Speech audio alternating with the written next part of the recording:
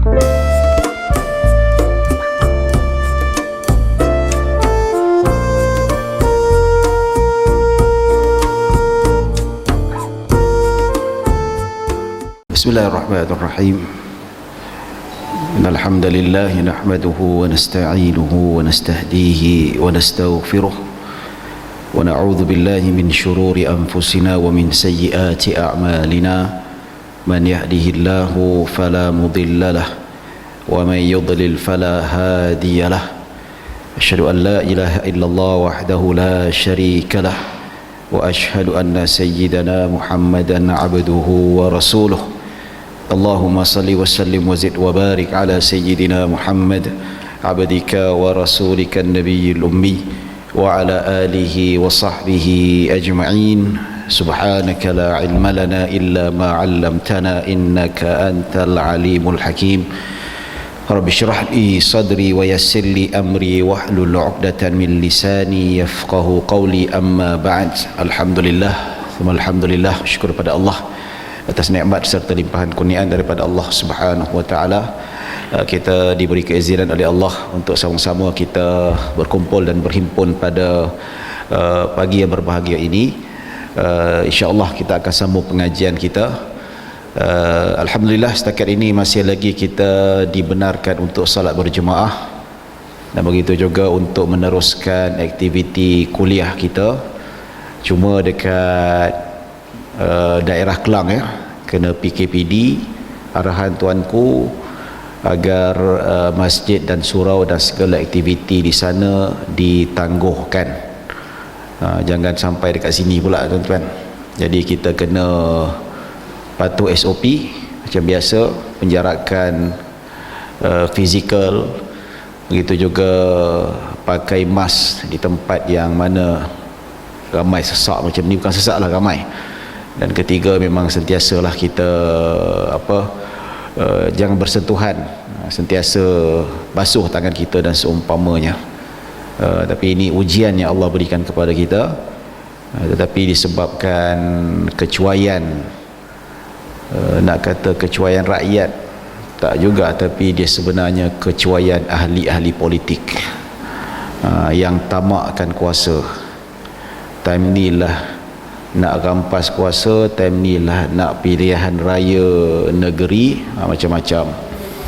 Ini pun seorang lagi pun isytihar dapat sokongan majoriti nak mengaku jadi PN pula. Sebelah sana nanti dia adu parlimen, dia digugur parlimen, tak tahu apa lagi malapetaka yang kena kat negara kita ni tuan-tuan. Jadi sekarang ni dekat Malaysia ni kita minta perlindungan daripada Allah dua perkara. Pertama, minta perlindungan daripada Allah, ya Allah lindungilah aku daripada syaitan yang direjam. Tambah satu lagi, ya. So macam mana? Ya Allah lindungilah aku daripada syaitan yang direjam dan ahli-ahli politik yang kejam. Itu dia. Minta doa banyak-banyak supaya Allah kurangkan ketamakan mereka tuan-tuan. Yang susah siapa? Kita susah.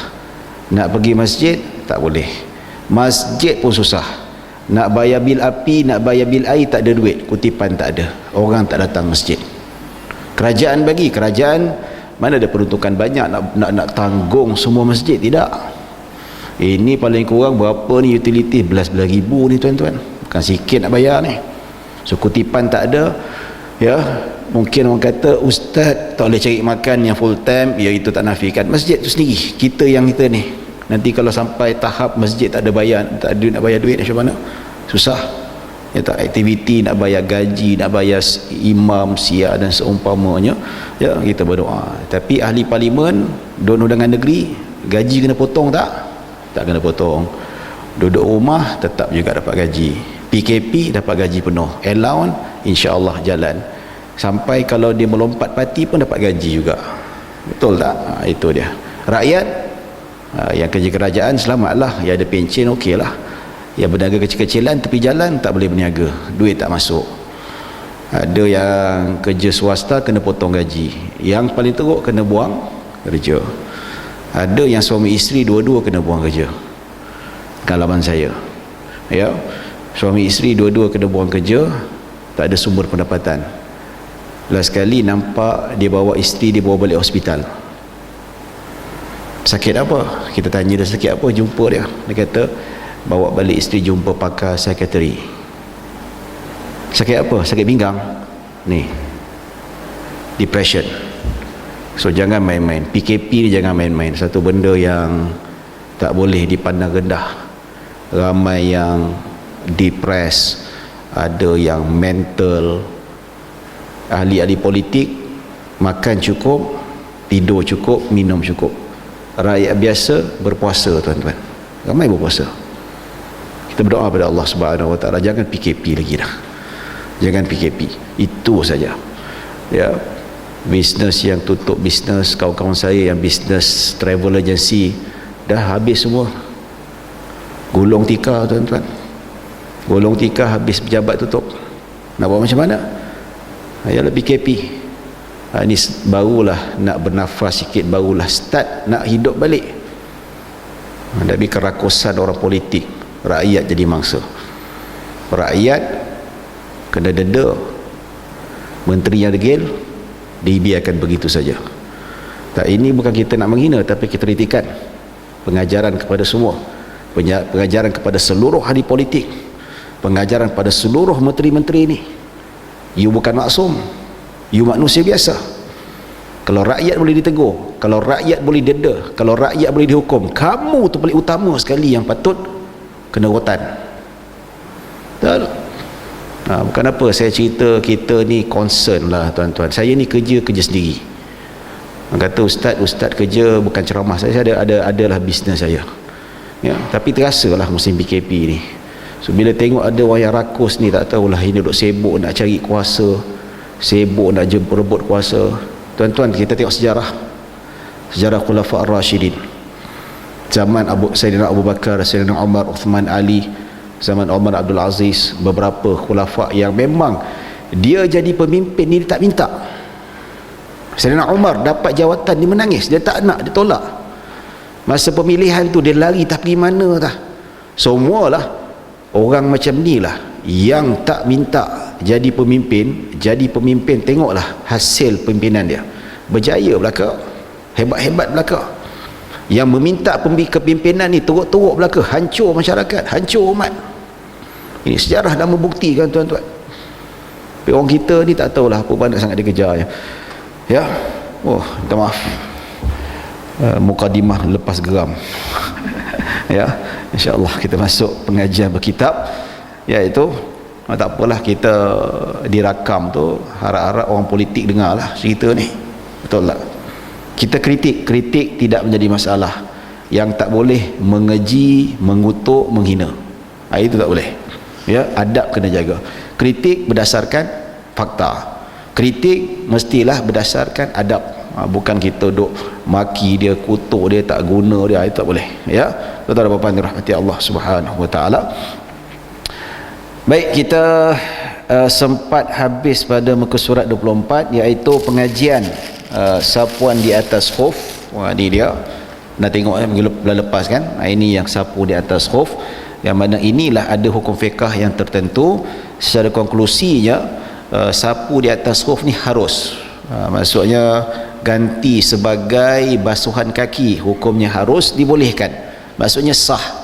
Bahkan ada sebagian ulama mengatakan hukumnya sunat. Ya, maksudnya siapa ada khuf pakai sapu dapat pahala sunat. Tapi pendapat muktamad dalam mazhab Syafi'i hukumnya harus. Ya, mengganti, maksudnya di sini harus, iaitu harus ni sebagai basuhan mengganti kaki, dia wajib sapu lah.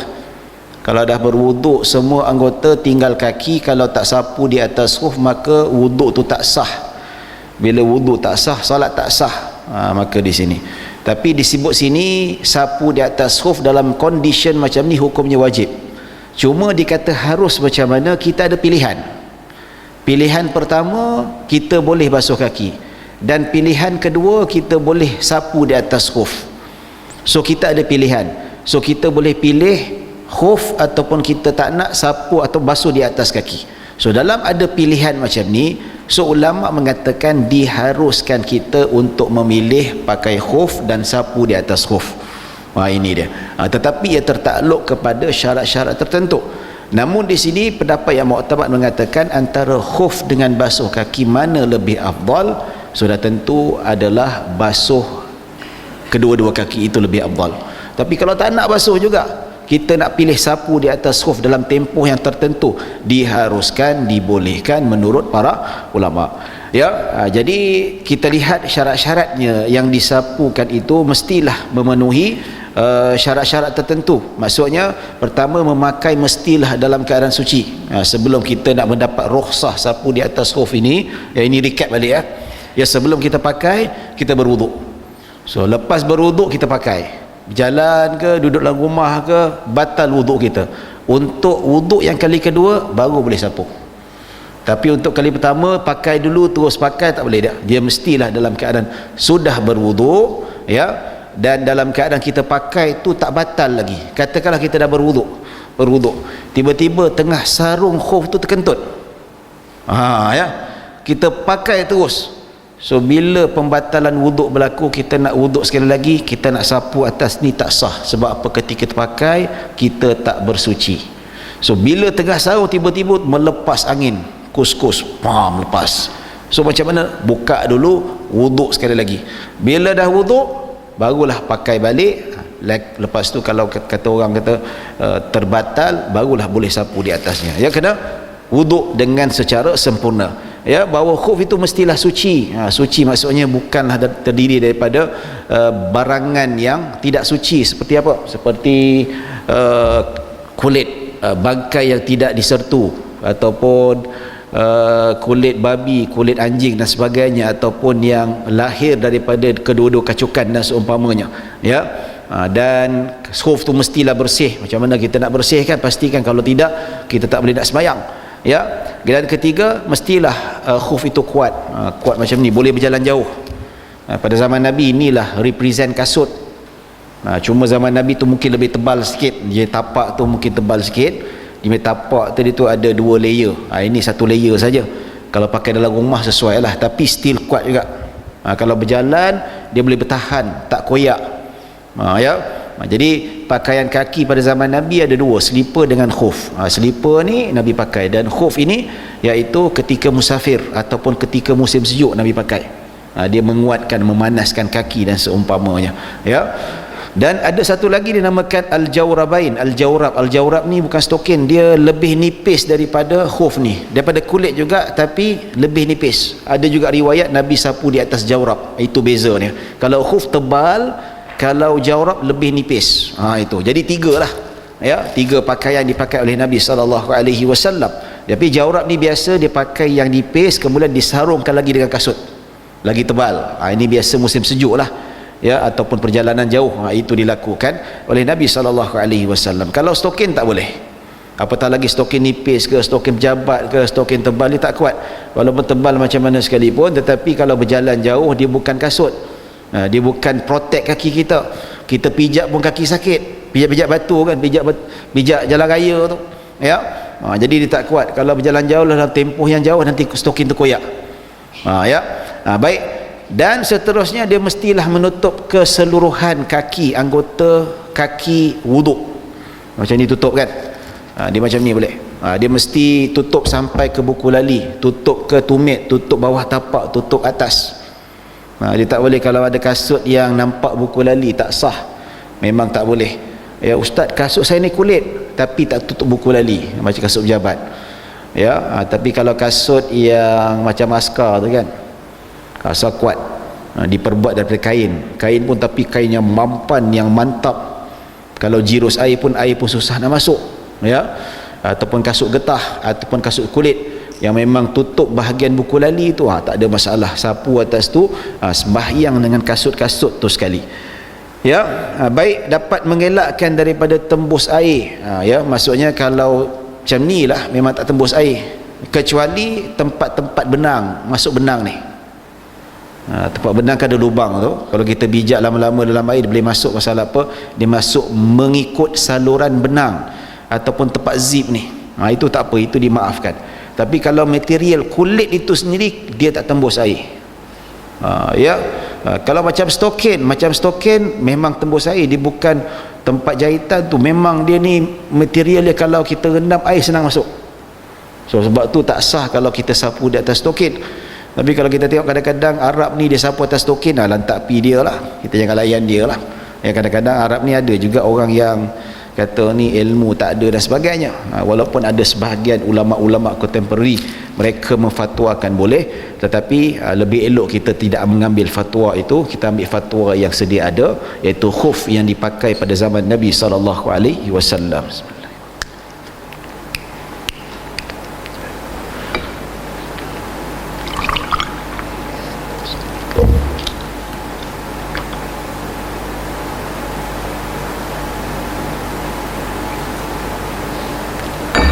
Baik, kita masuk pada muka surat yang ke-25. Kita baca dulu matannya. Wa ayyanzi'ahu al-muqimu ba'da yawmin wa laylatin wal musafiru safara qasrin ba'da 3 ayamin bilayaliha wa ibtida'ul muddati minal hadathi ba'da lubsin fa in masaha hadaran thumma safara aw akas atamma masha muqimin yusannu mashu a'lahu wa asfalihi wa aqibihi khututan marratan wal wajib mashu adna syai'in min zahiri a'lahu. Baik, orang yang bermukim hanya akan menanggalkannya selepas sehari semalam, manakala orang yang bermusafir dalam perjalanan jauh menanggalkannya selepas 3 hari 3 malam. Maksudnya tempoh. Bak kata orang tanya, Ustaz, kalau nak sapu di atas khuf ni mesti orang musafir ke? Tidak, orang bermukim pun boleh. Macam puan-puan ni duduk rumah sehari suntuk pun boleh juga. Beli khuf pakai sengaja. Kenapa pakai ni? Alah saja hari ni mak gada-gada nak pakai. Gada-gada pula kaki okey, tak ada, tak panas, tak sejuk, tak apa, kaki okey. Baru belajar sapu di atas khuf, tapi mak saja nak pakai, nak sapu solat pakai khuf. Boleh tak? Boleh, walaupun tanpa reason yang cukup kuat. Macam kita nak solat jamak qasar, alasan kena kuat, betul tak? Mestilah bermusafir, tempat yang kita nak tuju tu 2 marhalah, apalagi syarat mesti melepasi kawasan mukim kita, alasan kena kuat. Tetapi sapu di atas khuf ini cukup syarat, okey. Walaupun syaratnya itu ngada-ngada lah mak ni pakai khuf, lantak engkau lah, kau tak belajar, kau apa tahu. Dia betul lah, dia nak praktik. So tak ada masalah, dekat rumah pun boleh. Tapi dengan syarat mesti khuf lah. Baik, so ada tempoh tertentu. Tempoh bagi mereka yang bermukim dan tempoh bagi mereka yang bermusafir. Dia ada limitasi dia. Maksudnya lebih daripada period itu dia kena buka balik, kena berwuduk untuk dapatkan rukhsah satu lagi, baru dia pakai balik. Sebagai contoh, jadi dia kata sini orang yang bermukim hanya akan menanggalkannya selepas sehari semalam. Maksudnya start pakai bila? Katakanlah subuh. Subuh, katakanlah saya bangun subuh pergi masjid pukul 6, katakanlah. Pukul 6 saya start pakai pukul 6. Jadi tempoh saya boleh sapu di atas khuf itu sampai 6 pagi esok. Cukup 24 jam. So jadi start saya pakai pukul 6 itu, daripada pukul 6 tu katakanlah saya batal wuduk 30 kali. Dalam tempoh 24 jam tu 30 kali batal wuduk. Maka pasang sapu 30 kali sapu di atas kasut, pakailah macam mana sekalipun, tak ada masalah, no problem. Tapi bila dah masuk subuh esok pagi pukul 6, saya dalam keadaan tak batal wuduk lagi ni. Nampak ni? Masih ada wuduk lagi, tapi dah cukup 24 jam. Bila cukup 24 jam, automatik jadi batal, kena buka. So macam mana ustaz nak dapat rukhsah kali kedua? Seronok pula pakai ustaz. Tapi sebelum pakai tu cek dulu bau tu, takut-takut dia bau. Dah berkepam peluh tu jadinya, jadi bau tak sedap pula ya. Kata seronok, okey, kalau seronok pakai, buka dulu, pergi wuduk sekali lagi. So pergi wuduk sekali lagi, okey, dia pakai balik. So bila dia pakai dalam keadaan tubuh badannya sudah ada wuduk, dia pakai balik, so start pukul 6 pagi sampai esoknya, contoh. Itu contoh. So 24 jam. Tapi saya tak kira lagi ni bila start mulanya. Start mulanya ada perbahasan lagi tuan-tuan. Baik, okey. Dan manakala orang yang bermusafir dalam perjalanan jauh, iaitu 2 marhalah sekurang-kurangnya. Berapa 2 marhalah? Iaitu kalau kita lihat dalam kitab Fiqh Manhaji 82 km. Ada kitab kata 84, ada kitab kata 89, dan ada kitab kata 92. Ada khilaf di sisi ulama mazhab Syafi'i sendiri. Ya. Kalau mazhab lain pun sama juga, dia ambil sama jugalah. Itu pun pendapat ada dalam mazhab lain. Ya. Jadi macam mana boleh beza khilaf marhalah ni? 2 marhalah, ada kata 82, ada kata 84, 85, ada kata 89, ada kata 92. Macam mana? Ya, sebab 2 marhalah ni adalah dia kira kilometer perjalanan 3 hari 3 malam. Dengan seekor unta yang membawa muatannya. Ya. So dia kira, dia buat kiraan, dia bawa unta dia, ya, berjalan macam mana. So mungkin unta pertama 82 tu unta muda sikit lah, kan. Yang 85 tu unta yang yang tengok kena yang 92 km tu jenis yang unta dia dah berusia sikit. Mungkin macam tu lah perbezaan ikut kemampuan unta masing-masing. Ala kulli hal, nak pilih mana satu tuan-tuan? Nak pilih 82 ke, 85 ke, 89 ke, 91? Nak pilih mana satu? Saya pilih 82. Nak pilih lah, saya pilih 82. 82 dia saya jamak kasar dah tuan-tuan. Ya.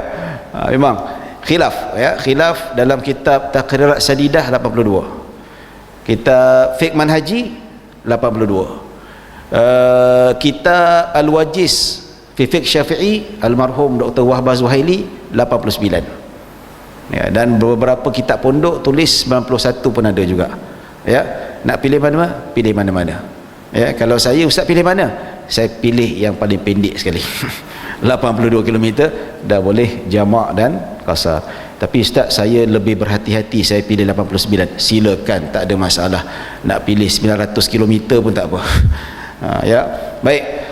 Jadi orang bermusafir jauh maksudnya 2 marhalah.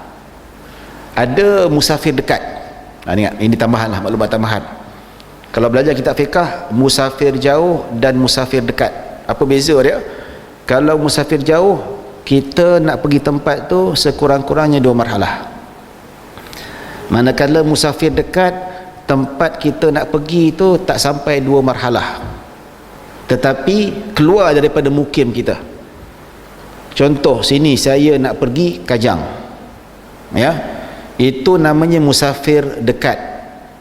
Pasal apa? Saya keluar mukim. Mukim saya apa? Ampang. Ya. Tapi kalau musafir dekat ni tak boleh jamak dan qasar. Dia kena solat macam biasa. Ya, tapi kalau musafir jauh boleh jamak dan qasar. Cuma musafir dekat ni ada satu rukhsah yang dibenarkan. Apa dia? Iaitu dia boleh solat sunat di dalam kenderaan.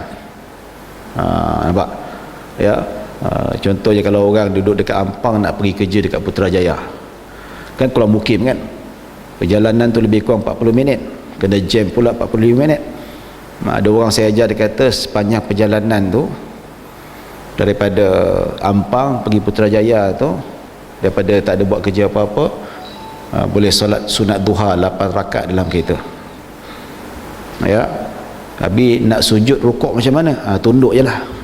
Langgar macam mana? Syahid, saya kata. Tak adalah macam tu.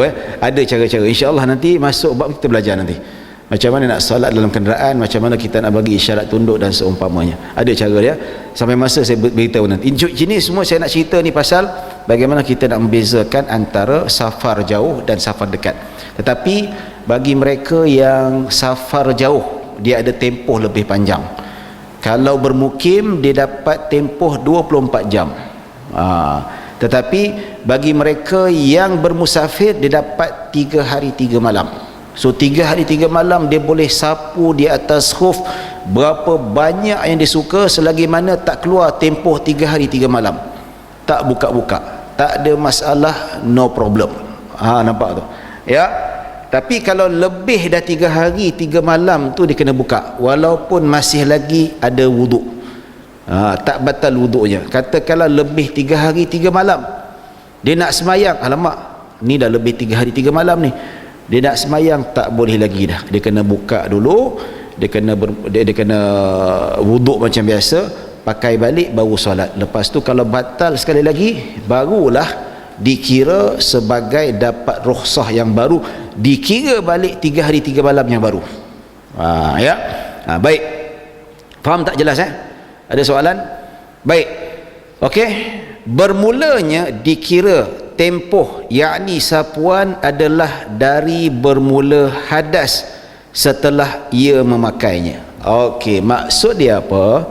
Katakanlah si Ahmad dia start pakai khuf pukul 6. Okey, itu bukan waktu start lagi, kiraan 24 jam yang pertama, tidak. Bila dia kata, iaitu bermula daripada hadas yang pertama. Katakanlah saya pakai pukul 6, pakai pukul 8 baru terbatal wuduk saya. So start 24 jam yang pertama bukan pukul 6, dia start bila? Pukul 8. So 8 tu itu start 24 jam pertama, maksudnya validnya untuk saya sapu di atas khuf bagi saya yang bermukim sampai pukul 8 pagi besok.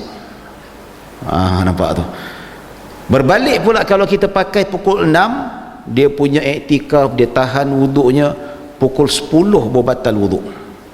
So bila waktu startnya? Pukul 10. So 10 sampai 10 besok pagi. Nampak tu? Katakanlah dia pakai pukul 6, pukul 5 petang baru batal. Oh, dia boleh tahan tu, tak terkentut, tak buai kecil, punyalah puasa mungkin, wallahu alam. Pukul 5 petang baru batal. So 5 petang lah start. Itu lebih 24 jam start. Itu memang dia batal. Lagi lewat dia batal, lagi lambat dia start. So waktu sebenar bermula 24 jam yang pertama bagi mereka bermukim, start pukul 5 sampai 5 petang besoknya. Manakala musafir pula kali 3, katakanlah saya pergi pakai khuf pukul 6 ya, lepas tu pergi musafir ya, ataupun saya ketika musafir saya berwuduk, saya pakai khuf, saya start musafir pukul 6 katakanlah ya, pukul 6 tengah drive tu tiba-tiba wuduk batal pukul 9. Nampak? So start pukul 9 hari ni, 9 pagi esok, 1 hari semalam yang pertama, iaitu 24 jam yang pertama. So besok punya 9 pagi sampai lusa punya pukul 9 pagi, 24 jam yang kedua. Dan tulat punya lusa punya pukul 9 pagi sampai tulat pukul 9 pagi, itu 24 jam ketiga. So pukul 9 tulat pukul 3, pukul 9 tu, itu dah tak boleh pakai lagi dah. Dia kena buka, kena ganti wuduk yang baru, baru pakai balik, barulah boleh sapu di atas khuf. Selama 3 hari tu pakailah macam mana sekalipun, sapulah macam mana sekalipun, selagi mana masih lagi cukup syarat ya. Tengah-tengah pakai tu dalam masa sehari ataupun 2 hari, tiba-tiba terkoyak besar sini, koyak habis, nampak dia punya apa ni, apa tu kan, nampak tu, buka balik, gantikan yang baru. So ganti yang baru, barulah dikira sebagai, asalkan kalau kita pakai dalam keadaan berwuduk, so tak payah wuduk, pakai balik. Tapi kalau terkoyak ya, dalam keadaan tak berwuduk, kena buka, berwuduk, ganti balik. Nampak tu? So bila dah ganti balik, maka dikira sebagai period yang baru. Maksudnya kalaulah batal wuduk, itu dikira 24 jam yang pertama ya. Baik, iaitu bermula daripada ia memakai hadas. Jika ia menyapunya ketika bermukim kemudian bermusafir atau sebaliknya, maka hendaklah disempurnakan sapuan orang yang bermukim. Ni katakanlah ya, katakanlah jika dia menyapu ketika bermukim kemudian bermusafir, atau sebaliknya, iaitu dia menyapu ataupun dia menyapu ketika dalam keadaan musafir kemudian bermukim. maka hendaklah sempurnakan sapuan orang yang bermukim. Maka katakanlah dia ni pakai ketika bermukim, maka pakai ketika bermukim, kemudian dia bermusafir. Adakah dia dapat 3 hari 3 malam? Dia tidak dapat 3 hari 3 malam. Sebab apa? Dia pakai ketika bermukim. Dia dapat tempoh 24 jam sahaja. Yang dapat 3 hari 3 malam, dia dah start musafir, dah keluar kawasan mukim. Keluar kawasan mukim, dia berwuduk, dia pakai khuf, baru dapat 3 hari 3 malam. Itu maksud dia. Pasal apa? Kenapa tak dapat 3 hari 3 malam? Sebab ketika dia berwuduk dan ketika dia pakai khuf, ketika itu dia dalam keadaan bermukim, maka kena ikut hukum bermukim. Jelas ya? Tapi kalau saya keluar Ampang, masuk Ceras, saya pun berwuduk, saya pakai khuf, dapat 3 hari 3 malam. Tapi kalau saya pakai daripada Ampang, ya, siap berwuduk sekali, pakai khuf, keluar musafir, saya dapat the validity untuk sapu di atas khuf hanya 24 jam saja, walaupun saya dah keluar musafir. Sebab saya pakai ketika bermukim. Kecuali saya berwuduk dekat Ampang, siap-siap, lepas tu pakai khuf dekat Ceras, dapat tempoh bermukim ke tempoh bermusafir? Siapa kata bermusafir angkat tangan? Jangan malu-malu, salah tak apa, ini bukan masa untuk condemn, salah. Siapa kata dapat tempoh bermukim angkat tangan? Satu yang bermusafir kata satu, yang bermukim dapat 1, 2, ya, yang lain 2 dapat Ustaz. 3 campur 1 4 hari, macam tu. Ya, tak apa, salah tak apa, no problem, kita nak tengok, ya, belajar. Siapa kata dapat tempoh bermukim angkat tangan? Okey, siapa dapat tempoh musafir angkat tangan? Wah, dah yakin sikit dah. Ya, bagus, dua-dua syabas yang angkat tangan. Bermukim syabas, maksudnya berani mencuba. Salah tak apa, salah, belajar, betul tak? Ya, baik. Jawapannya, saya berwuduk dekat Ampang dan pakai khuf dekat Ceras. Ceras tu mukim saya ke? Tidak, mukim lain dah, sebab mukim kita ni Ampang, ya. Kalau orang duduk kat Kelang, mukim Kelang. Baik, jadi dikira saya pakai kat mana? Dia kata pakai khuf dalam keadaan bersuci. Dekat Ceras tu saya bersuci tak? Bersuci. Dia tak kata berwuduk dan pakai khuf ketika dalam keadaan apa, tak ada. Maksudnya saya dapat tempoh musafir. Ya, maksudnya dia start pakai tu dan sapu di atasnya, maka di situ kalau kita lihat dia mendapat peruntukan yang disebutkan dalam hadis, yang mana boleh mendapat tempoh bermusafir. Baik, dan jika sebaliknya, kalau dia sapu khuf ketika dalam musafir dan dalam tempoh musafir tu dia sampai rumah, katakanlah daripada Melaka dia pakai khuf, patut dia dapat tempoh bermusafir, ya. Dalam hari yang sama juga dia sampai dekat Ampang, dia ada tempoh lagi tak?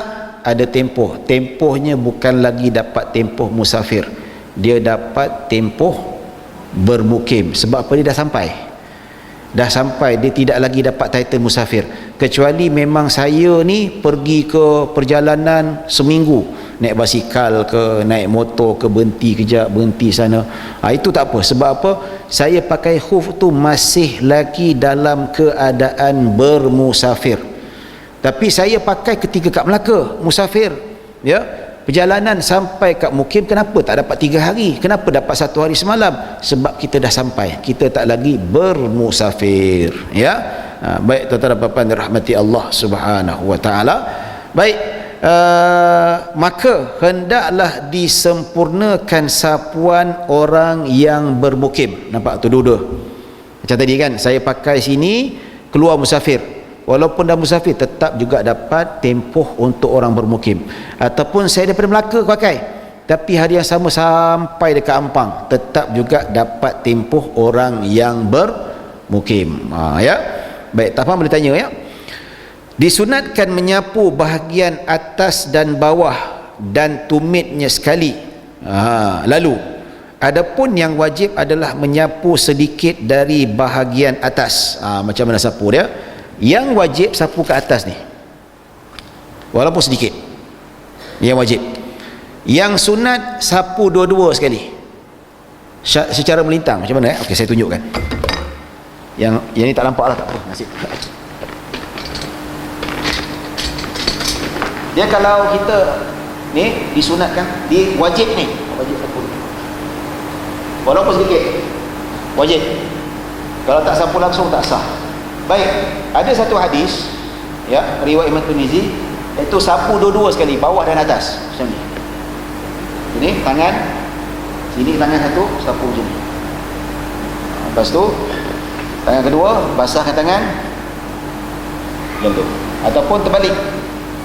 Macam ni boleh, sini boleh, sini boleh, ataupun sini boleh, macam ni boleh. Jangan pula ambil air siram dibasuh macam tu kan, ya, habislah kan, tak payah ya.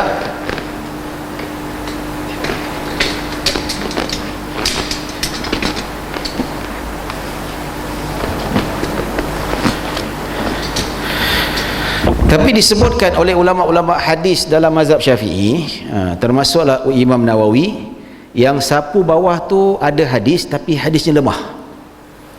Hadisnya lemah. Yang lebih kuat sapu di atas sahaja.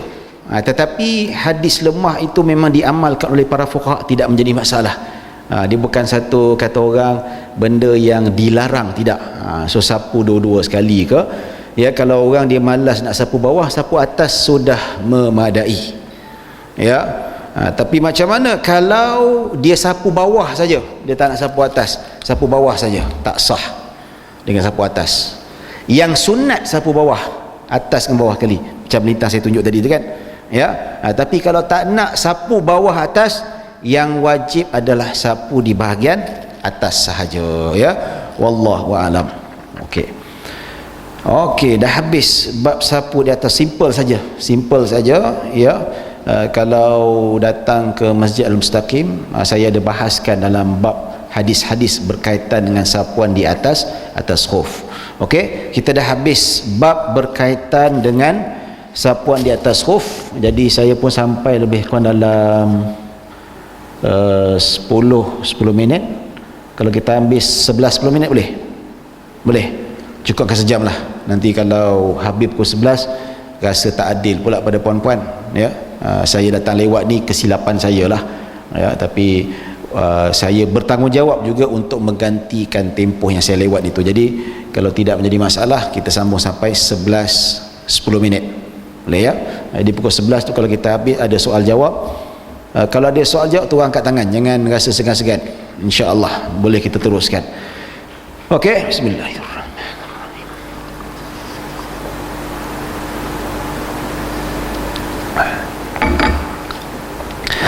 Faslun fi nawaqidil wudu'. Nawaqidul wudu'i arba'atun. Ini bab berkaitan dengan perkara yang membatalkan wudu'. Ya, perkara yang membatalkan wudu'. Nawaqidul wudu'i arba'atun. Al-awwalu al-khariju min ahadis sabilaini illa al-mani. Al-thani zawalul aqli bi jununin aw sukrin aw igma'in aw binaumin illa aw nauma qa'idan mumakkinan maq'adahu.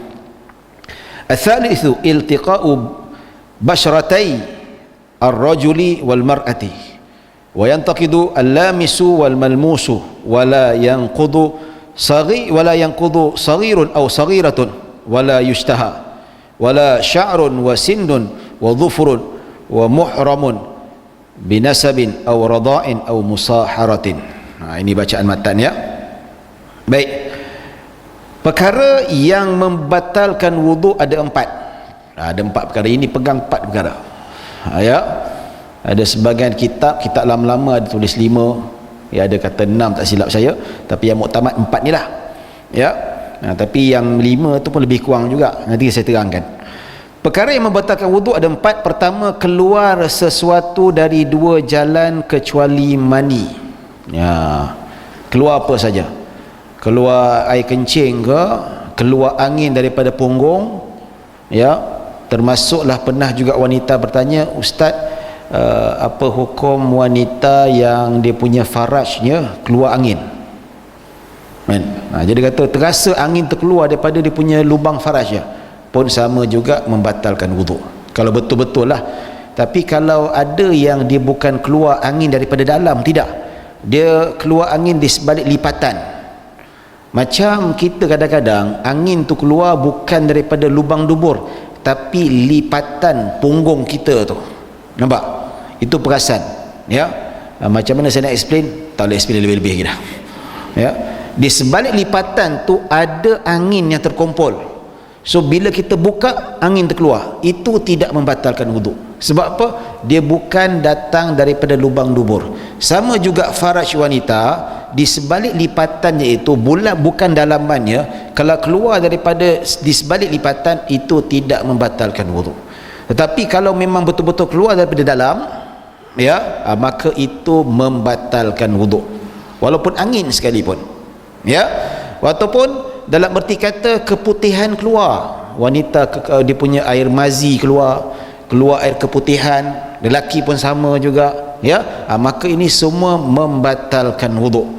Begitu juga dubur, sama ada keluar najis, keluar duit shilling, kan? Dia tak keluar, dia keluar shilling aja, ya. Dan keluar apa-apalah, batu bata ke, keluar kereta kecil, budak kecil kan dia makan, dia telan kereta kecil, kereta keluar mainan tu pun budak kecil tak ada kira batal wuduk lah, kan, ya. Tapi orang tua lah, keluar apa-apa saja, ya, ataupun dia buang air kecil, keluar air sirap, rasa pun rasa sirap lagi ya tak, contohlah, ya, tetap juga membatalkan wuduk. Ataupun keluar ulat-ulatan, ulat cacing ke, ya, tengah tidur tiba-tiba cacing keluar, Assalamualaikum, dia keluar macam tu, ya, batal wuduk. Tak kira di mana saja, apa saja keluar, dia dikira membatalkan wuduk, kecuali mani. Mani tidak membatalkan wuduk. Pasal apa? Sebab dia memerlukan proses mengangkat hadas yang lebih besar. Sebab apa? Kalau keluar air mani, wuduk tidak memberi apa-apa kesan, ya, dia tidak mengangkat hadas.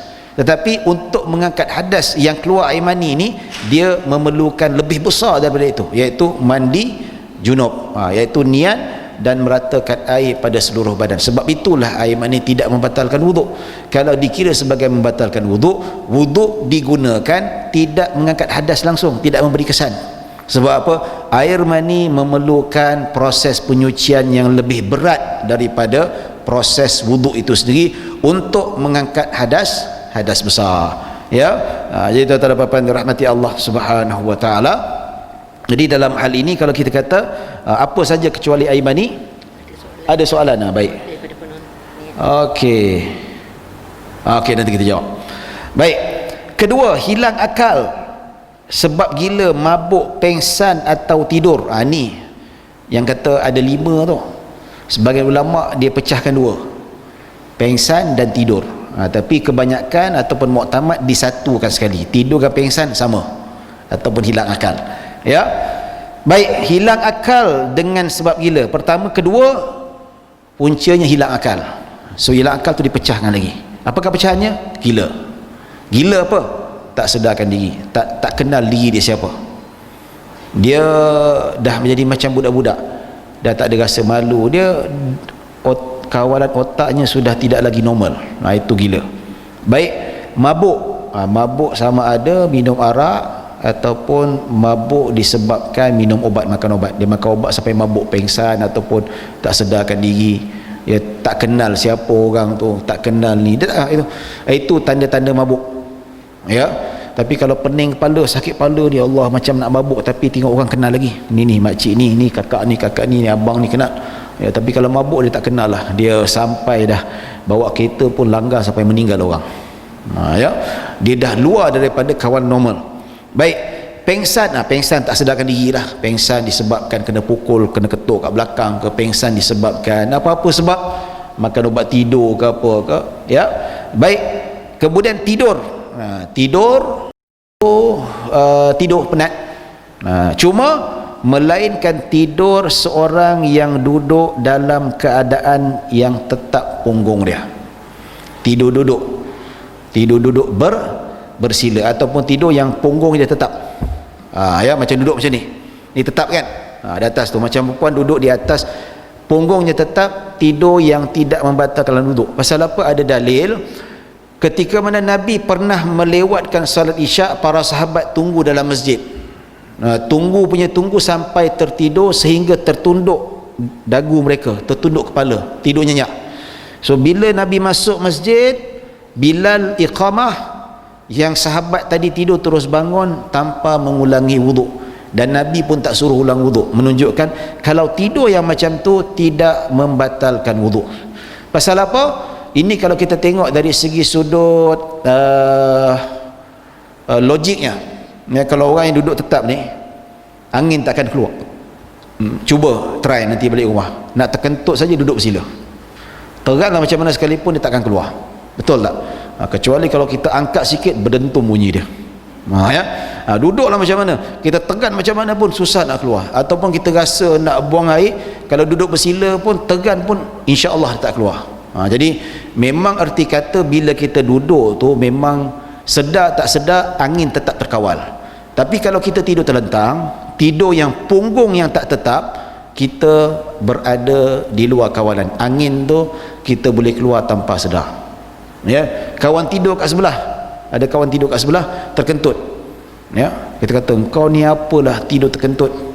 Mana aku tak perasan aku kentut. Yalah engkau tidur, mana nak perasan. Tapi kalau dalam keadaan duduk, macam mana angin nak keluar sekalipun dia takkan terkeluar, kecuali duduk yang tidak tetap punggungnya. Contoh duduk tapi bersandar macam ni, bersandar macam ni, kata Imam Baijuri tak sah. Sandar macam mana? Sandar yang kalau kita bersandar di satu sandaran, diumpamakan kalau kita duduk tiba-tiba ada orang dianggapkan belakang itu ditarik.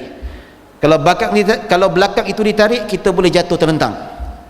Itu sandaran yang macam tu tidak dikira menetap punggung je. Pasal apa? Dia punya tekanan tu tidak tertumpu pada punggung, sudah berpindah kepada belakang sedikit. So macam tu tak kira kuat. Sebab itulah saya bagi pesan kepada orang lelaki datang solat Jumaat, kalau nak datang solat Jumaat ni, dia kena duduk, tak boleh duduk bersandar. Pasal apa? Duduk bersandar dengar tak apa, bersandar tadi Allah tidur macam tu. Sebab apa? Ya, penangan khatib dia sangat power. Khatib ni dia tak perlu pakai senjata, dia tak perlu pakai penumbuk, dia bagi salam saja ramai yang tumbang. Tak percaya sekali cuba datang salat Jumaat dekat Masjid Al-Mustaqim, tengok macam mana khatib. Assalamualaikum warahmatullahi wabarakatuh, imam azan, alhamdulillah, tunduk semua orang. Ya, yang datang bekerja pejabat tu penatlah kerja pagi kan, yang tak bekerja tu pun Pak Haji dah pencen pun tidur juga. Itu dahsyatnya penangan khatib ni. Jadi takut-takut yang bersandar tu tertidur. Kalau bersandar tidur, batal wuduknya, dia kena wajib ambil wuduk sekali lagi. Ya, tapi kalau sandar yang memang bukan beria sangat bersandar, kalau dicabut tu menyebabkan bab kata orang dia tak jatuh terlentang, itu tidak membatalkan. Jadi orang datang solat Jumaat, pesankan kepada suami-suami, puan-puan semua, anak menantu yang lelaki solat Jumaat, ingat bang, pergi masjid jangan bersandar, takut tertidur. Nak duduk bersila, kalau tertidur pun tak batal wuduk. Ya, itu peringatan yang baik. Ketika bersentuhan, ini ketiga. Baik, bersentuhan dua kulit lelaki dan perempuan, ya, yang tidak ada hubungan mahram, batal wuduk. Yang menyentuh dan disentuh, dua-dua batal, yang disentuh, dan itu pendapat muktamad. Ya, ada pendapat kedua dalam mazhab Syafi'i yang menyatakan yang sentuh saja batal, yang kena sentuh tak batal. Ini pendapat sebahagian ulama mazhab Syafi'i. Ini kalau nak pakai pendapat ni ketika buat umrah pun boleh juga. Biasa kita ikut mazhab Hanafi kan, mazhab Maliki, ya. Tapi kalau kita nak pakai pendapat ni pun boleh. Yang maksud ada pendapat kedua dalam mazhab Syafi'i yang mengatakan yang sentuh saja batal, yang kena sentuh tak batal. Contoh kita bertawaf, tiba-tiba ada perempuan Pakistan pijak kaki kita, so kita tak batal. Sebab apa? Kita kena sentuh. Tapi bahaya pula kalau kita terpijak kaki dia, kita yang batal, ya tak? Jadi senang ikut mazhab Maliki senang. Dua-dua tak batal. Baik, asalkan tidak bersyahwat. Okey. Tapi kalau muktamad, yang sentuh batal, yang kena sentuh pun batal. Tidak batal persentuhan dengan kanak-kanak lelaki dan perempuan yang belum ada keinginan syahwat dengan mereka. Maksudnya yang belum akil balik. Yang belum akil balik, biasa yang kecil, kanak-kanak dan sebagainya, maka tidak membatalkan. Tapi kalau sampai usia yang memang dia ni dah tubuh badan macam menggiurkan, ada kanak-kanak yang umur 9 tahun, tapi dia dah besar badan macam gadis, tetap juga tidak membatalkan. Pasal apa? Ibarah ataupun ibrah kat situ belum akil balik lagi. Okey. Baik, demikian tidak batal bersentuhan. Dia tak sebut kat sini. Yang tak batal of course yang mahram lah, dia sebut sini. Demikian tidak batal persentuhan rambut, gigi, kuku.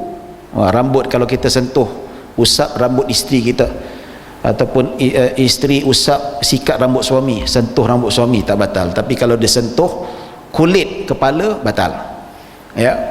Jadi ustaz best lah ustaz, kalau ada perempuan suami dia ada rambut, bolehlah kita sikatkan rambut dia, tak batal. Tapi suami saya rambut licin so macam mana? Tak apa, usap lah licin tu, habis kena wuduk sekali, wuduk lah sekali lagi, macam mana nasib badan? Tak? Tak boleh pakai rambut palsu, haram, tak boleh, berdosa. Jadi rambut tidak membatalkan. Begitu juga kalau gigi, kan, gigi, kita pegang gigi isteri kita, pegang sikit gigi, pegang gigi dia, tak batal wuduk. Ataupun pegang kuku dia pun juga tidak batal. Asalkan sel-sel mati lah, sel yang macam mana kalau kita pegang, kita cubit tak sakit. Rambut ni kalau kita cubit macam mana tak sakit. Kuku ni pun kalau kita ketip tak sakit, kan dia sel mati.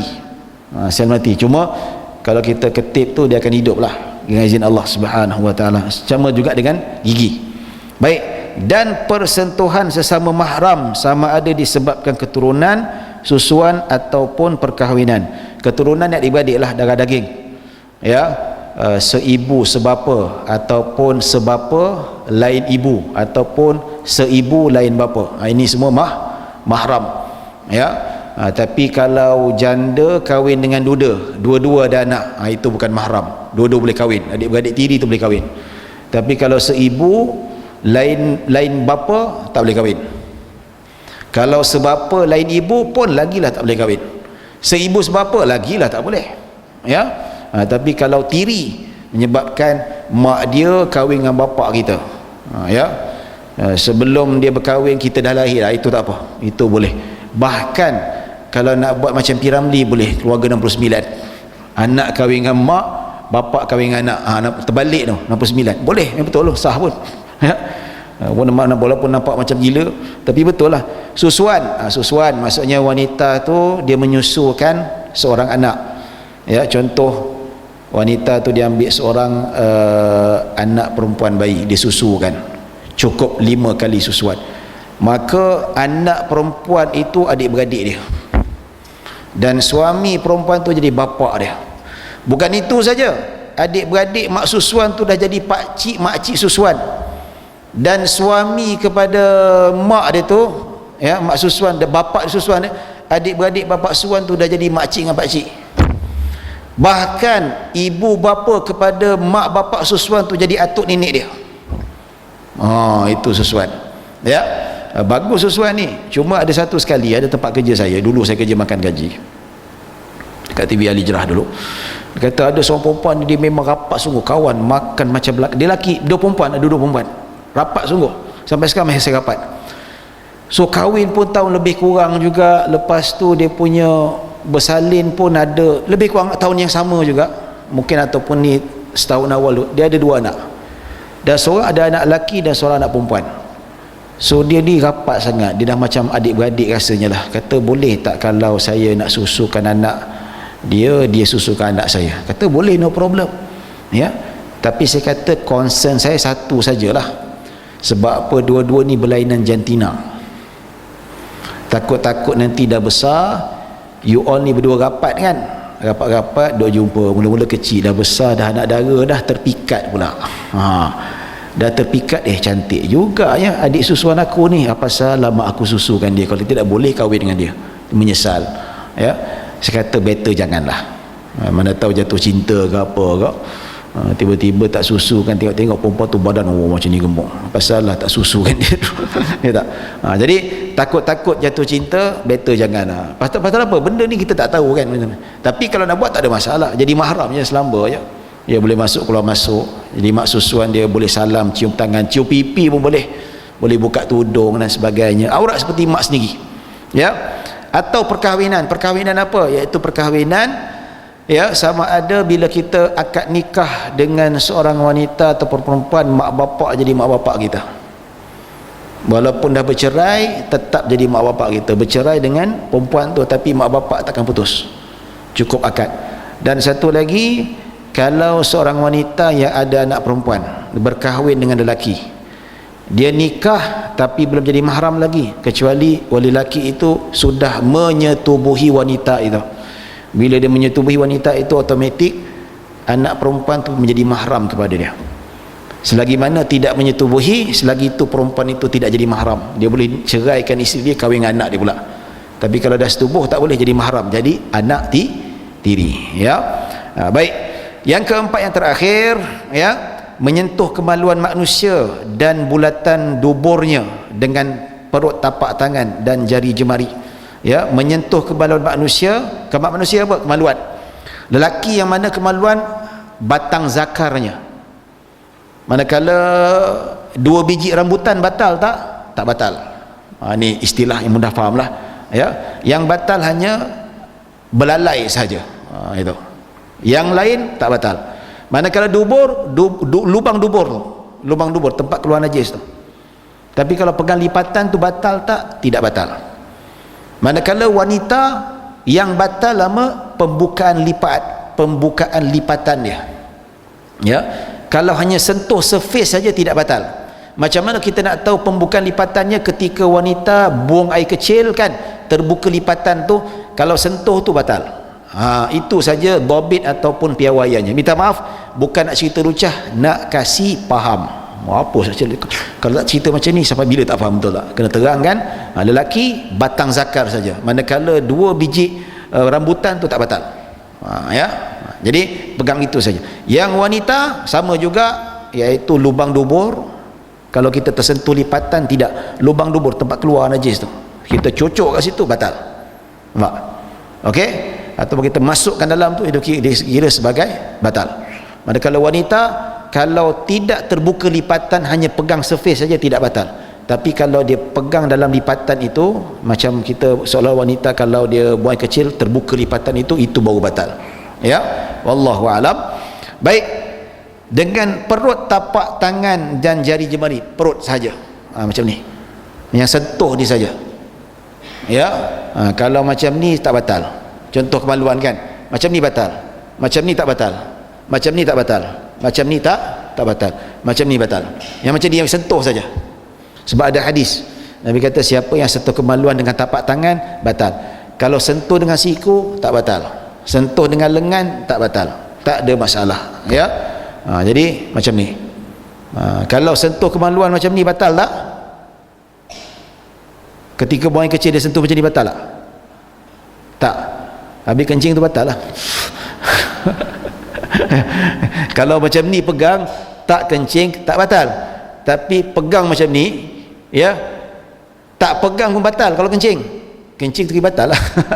Ya, ramai yang tertipu di situ ya, saja menguji saja ya, tapak tangan ya. Satu lagi, kalau tapak yang tak batal, tapak kaki. Nak gosok kemaluan pakai tapak tangan tak boleh ustaz, pakai tapak kaki, itu tak batal. Baik, batal wuduk jika menyentuh kemaluan mayat, sama juga ya. Kanak-kanak dia tak sama sentuh kulit. Kanak-kanak bersyahwat atau tidak, batal. Contoh, kita dah berwuduk, anak kita nak buang air kecil, kita pun lepas tu kita cebok kemaluan dia, batal. Ini mahram saya, tak kira mahram tak mahram, tetap batal ya. Suami ke, anak ke ya, diri sendiri ke, batal. Betul tak? Okey. Baik. Tempat terpotong kemaluan dari zakar yang terputus. Katakanlah zakar macam terputus, terpegang tempat yang terputus, tempat had yang terputus tu pun batal juga, ya. Tidak batal dengan sebab kemaluan binatang. Kalau sentuh kemaluan binatang tak batal. Sebab apa? Hadis kata man massa zakarahu, sesiapa yang menyentuh kemaluannya, iaitu kemaluan manusia, ya. Jadi katakanlah disentuh kemaluan lembu dan sebagainya, tidak membatalkan wuduk, cuma disunatkan berwuduk saja, tak batal wuduk. Kalau dia pegang kemaluan tu, basuh tangan dululah, lepas tu sembahyang, tak ada masalah. Dan menyentuh dengan hujung jari serta apa yang diantaranya, maksudnya sentuh hujung jari sini tak batal, hujung jari kan, ataupun di antara jari ini pun tak batal. Sebab apa? Dia bukan tapak, hujung jari bukan tapak, ini pun tapak, ya. Ataupun sini pun tapak, kalau sini tak batal, bukan tapak, sini batal. Dia macam ni lah yang tentu macam ni, ya. Sama ibu jari, sini batal, sini tak batal, sini tak batal. Itu saja, senang saja kaedahnya. Wallahu a'lam. Habis kita sampai muka surat 27, insya-Allah kita sambung pada muka surat minggu depan. Soalan, sekiranya polis atau tentera perlu bertugas pakai kasut yang susah untuk dibuka, boleh tak dikategorikan sebagai menggunakan khuf? Yes. Kasut polis kan memang boot kan, tutup buku lali kan, tak ada masalah, boleh, ya. Lagipun kasut polis tu kuat, dan kasut polis tu kalau kena air susah nak tembus air, so boleh pakai dengan kasut-kasut tu. Dalam satu grup saya, ya, kawan saya ni grup sekolah rendah dulu, ya, kawan saya ni polis, dia kata, dia tanya saya macam mana ni, setiap kali nak solat nak kena buat kasut. Alah, buat apa kau pakai kasut-kasut tu, kau berwuduk sapu atas tu. Saya ajar dia, semenjak tu dia semayang. Bukan dia, semua polis ikut dia sekali, tuan-tuan. Alhamdulillah saya dapat pahala, dia pun dapat pahala juga, nampak, ya. Jadi nampak kamera tu berbunyi dia suruh berhenti tu, ya. Baik, ada soalan ke? Ada soalan lagi?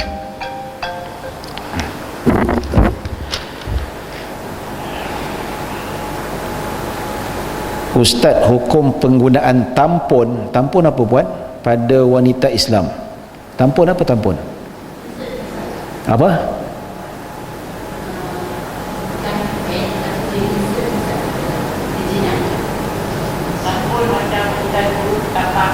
Aha.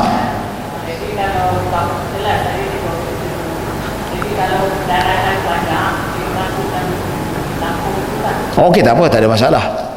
Dia stopper, tak ada masalah. Dia ni kalau kita sumbat ke apa ke benda tu, dia tidak ada efek pada wuduk, dia tidak apa efek pada wuduk.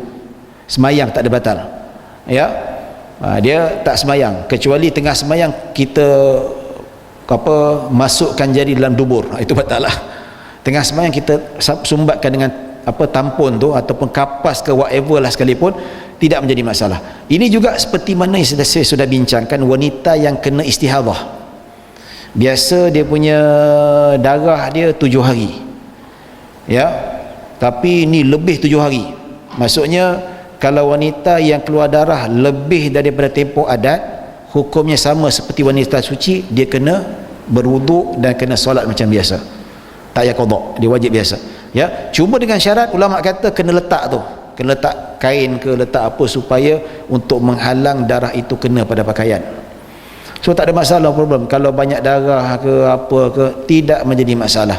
Even kalau dia cuma bagi efek, kalau kita sumbat kat dalam tu, menurut mazhab Syafi'i batal puasa, batal, itu saja, ya. Tapi sebagian ulama mengatakan atas dasar perubatan. Ada pendapat lain mengatakan kalau pakai benda tu pun ketika bulan puasa, ada pendapat boleh untuk pakai, tidak batal puasa. Tapi lebih selamat pendapat mazhab Syafi'i lah, lebih warak dan sebagainya, ya. Tapi memang ada pendapat. Dan begitu juga dalam kita ni, bak kata orang ada family planning kan, dia pakai implant, dia tanam dekat dalam apa tu pun boleh juga, ulama membenarkan. So asalkan tidak memberi kemudaratan, bahkan kalau tampon tu dibenarkan, diperlukan untuk mengurangkan sakit, untuk perubatan, lagilah dibenarkan, lagilah disyarakkan untuk menggunanya demi kesihatan, kemaslahatan dan seumpamanya. Wallahu alam. Jelas, ya? Okey, baik. Dua soalan, saya tak ada soalan lagi kot. Baik, setakat itu saja yang dapat kita jelaskan, dapat kita bincangkan. Mudah-mudahan kita mendapat manfaat dan kita mendapat rahmah dan mendapat pengisian yang kita sampaikan kepada orang lain. Jadi kesempatan ini saya mohon maaf kalau ada salah silap, kalau ada kekurangan. Yang baik hanya daripada Allah Subhanahu wa taala. Kekurangan kesilapan datang daripada diri saya sendiri. Aku qauli hadza wa astaghfirullahal azim li wa lakum wa lisairil muslimina wal muslimat wal mu'minina wal mu'minat. Bismillahirrahmanirrahim. Allahumma ja'al jam'ana hadza jam'an marhuma wa tafarruqana min ba'di tafarruqan ma'suma.